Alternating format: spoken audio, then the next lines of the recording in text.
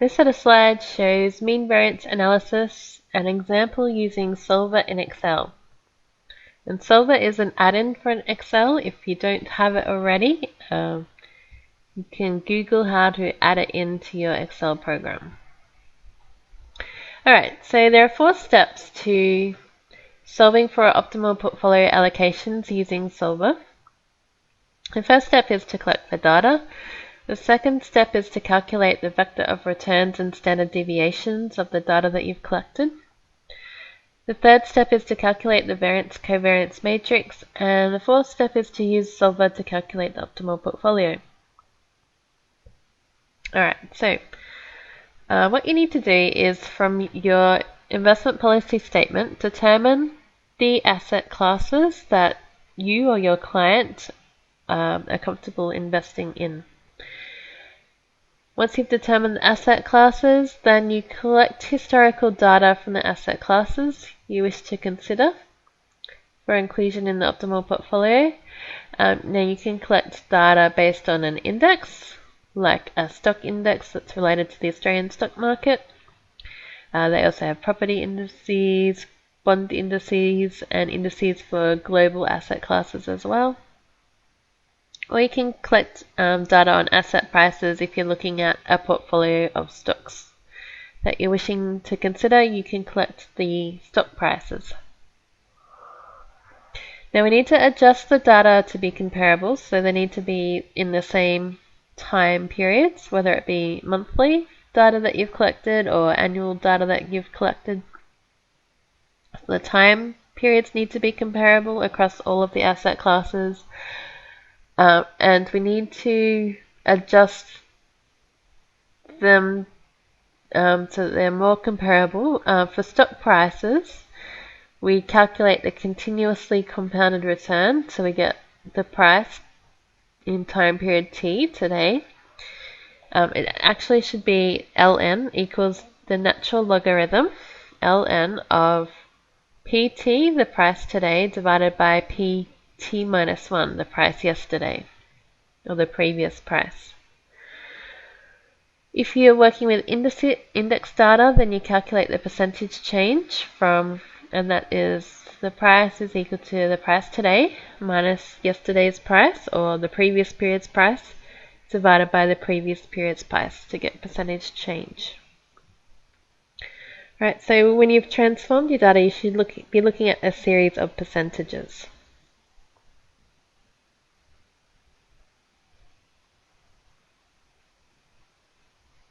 The second step is to calculate the vector of average returns and standard deviations. So you can do this easily in Excel using the average formula. So you have your series of returns for your stocks or your asset class returns, and you just calculate the average. And I might mention here too that I've provided you with an Excel template and spreadsheet with all of these figures and formulas in them. So as you're going through these slides, you can look at the Excel template and double check the calculations. So you calculate the average returns for all of your asset classes. So the symbol for returns in statistics we use mu. So mu is returns. And for risk or standard deviation we use the sigma sign. So we have our asset classes here that are included in our possible range of assets to include in our portfolio. We have Australian shares, Australian property, bonds and cash. We have international shares, property and bonds, and US shares. So the average returns, average historical returns for Australian shares is 14.85%. The standard deviation using the STDEV formula function in Excel is 19.35% for Australian shares. So you can see here probably the highest return over the period of time, which was about 15 years. Australian shares at 14.85%. The lowest returns were to Australian cash. But Australian shares, well, they didn't quite have the highest risk or standard deviation at 19.35% because international property was higher, but it's certainly a very high standard deviation.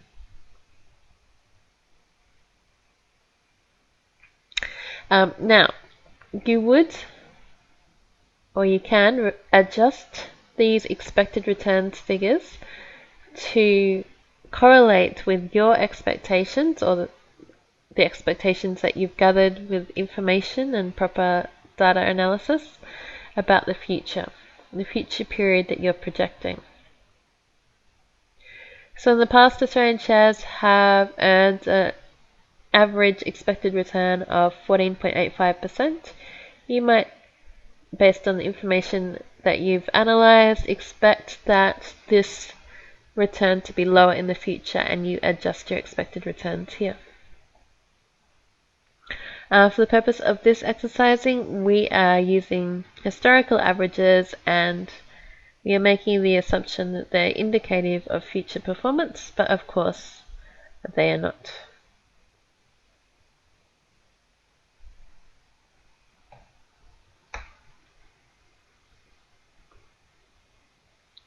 Okay, the third step is to calculate the variance-covariance matrix. The first step is to calculate the correlation matrix for each of the asset classes using the correl function in Excel. That's a correlation of the data range of each asset class with the data range of each of all of the other asset classes and itself. So this is, we select the range of Australian share data from 2000 to 2016, whatever your data range is, times by the range of Australian share data again. And we do Australian share data with Australian property data, Australian share data with Australian bond data, etc. to calculate the correlation. Just take note, you only really need that triangle of information, the bottom triangle, because the top, it's mirrored, the correlations are mirrored. Alright, so calculate the correlation matrix. Then we calculate the variance-covariance matrix for each of the asset classes. That's the return of the asset class, so just looking at now the returns, which we saw in this table here, the returns of the asset classes, multiplied by the return of each of the other asset classes, multiplied by the corresponding correlation matrix factor. So for Australian shares, and we'll go down to Australian property, it's the return of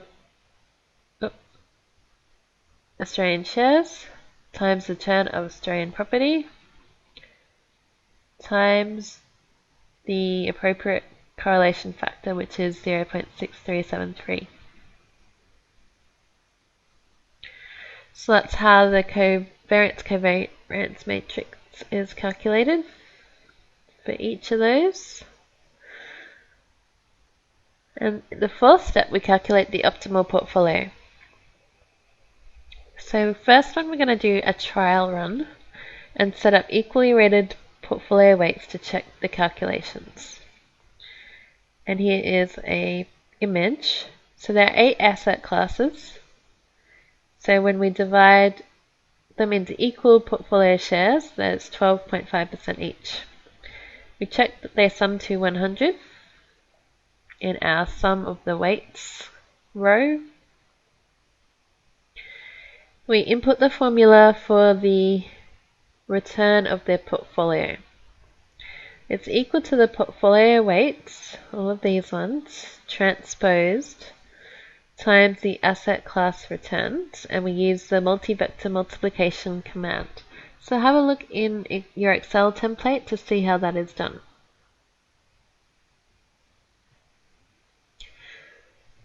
To get the portfolio standard deviation, it's the portfolio weights transposed times the variance-covariance matrix times the portfolio weights again, and square rooted, it should say in there. Again, we use the the multi-vector multiplication command. And when calculating all of these, you press Control Shift Enter to calculate.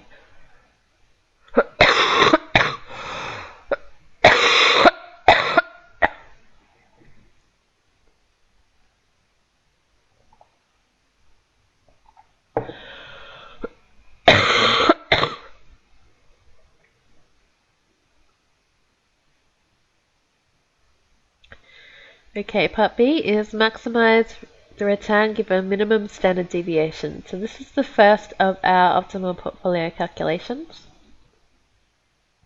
So copy the template over. Now, we want to maximize return given the minimum standard deviation. So if we go back to our table of risk and returns for our asset classes, the smallest standard deviation is 2.62 for Australian cash. While we're here, you can see that Australian cash achieved a return of 5.4%. What we want to do is get a portfolio together that has this minimum standard deviation. We can't get any lower than that. But we do want to get a higher return than 5.40%.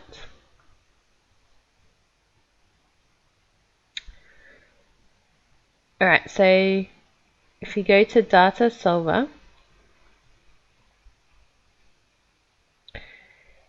the target cell is what we want the portfolio returns data cell to be populated with. We want to maximize portfolio returns. We want to do this by changing the range of portfolio weights. And in the constraints which I have listed over the page, but we'll just look at what we've typed into Solver here. We've set the constraints that the portfolio weights are greater than or equal to 0, so we're not allowing any short selling. They have to be positive numbers. The sum of the weights has to equal 100 or 1%. Sorry, it has to equal 1 or 100%. And the portfolio return cell has to be greater than or equal to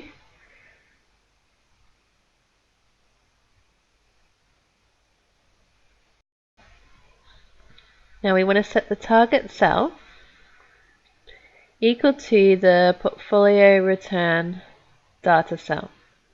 And we want to maximize it. So we want to get the highest return that we can.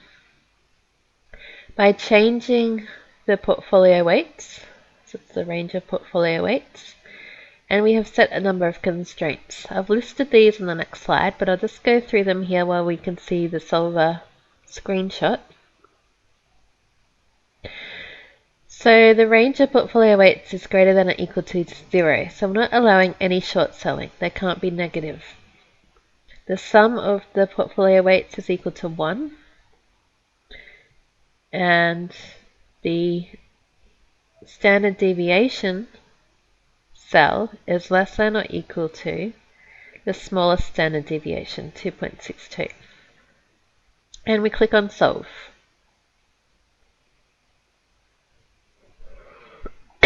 That we just described, we press Solve. Here is the solution that we get. So Solver finds that the optimal portfolio with the lowest standard deviation of 2.62% is 2.75% allocated to Australian shares, 2.32% allocated to Australian property, 72.97% allocated to Australian cash, 0.56% to international shares, and 21.4% to international bonds. And by doing so, they achieve a portfolio return of 6.42%, which is notably higher than the average returns to Australian cash, or the average returns to Australian cash of 5.40. So this is diversification. We've achieved the lowest standard deviation that we possibly can, given our range of assets, and we've achieved a higher return with this mix of asset classes in our portfolio than we would if we just had Australian cash on its own. Let's try another one. Let's minimize standard deviation given a maximum return. So copy the template. Now we go back to our table and we identify the asset class with the highest return. And that is Australian shares at 14.85%. And just note that the standard deviation is 19.35%.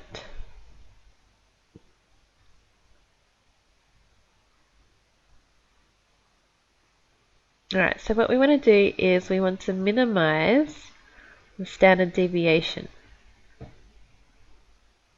So this is the standard deviation of the portfolio data cell. I want to minimize that by changing the portfolio weights, subject to the constraints where the portfolio weights are greater than or equal to 0. They've got to be positive, so no short selling. They must sum to 1. And the return of the portfolio is greater than or equal to the largest return of 14.85%. And we press solve.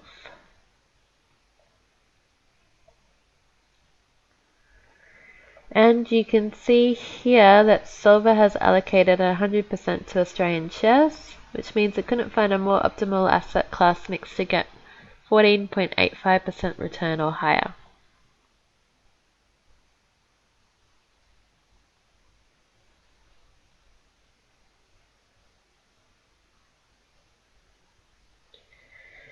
So that's not, well, what you can do is experiment. You can set limits on the allocations to certain asset classes and see what it does.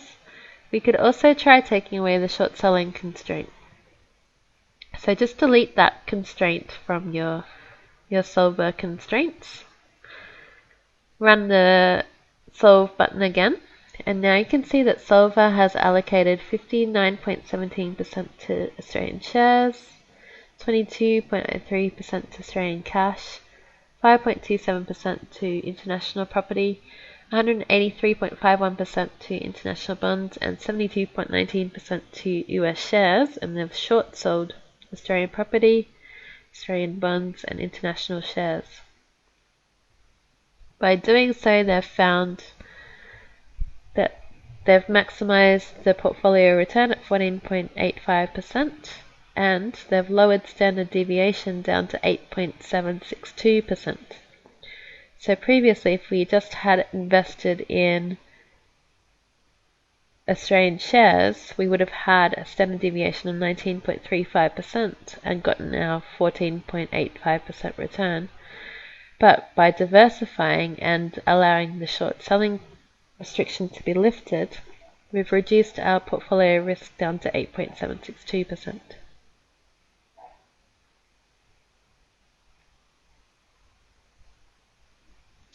So you've got the template there. You can experiment with setting limits on the allocations to each asset class. Setting a maximum, you can set them at 30%, 40%, and just have a bit of fun.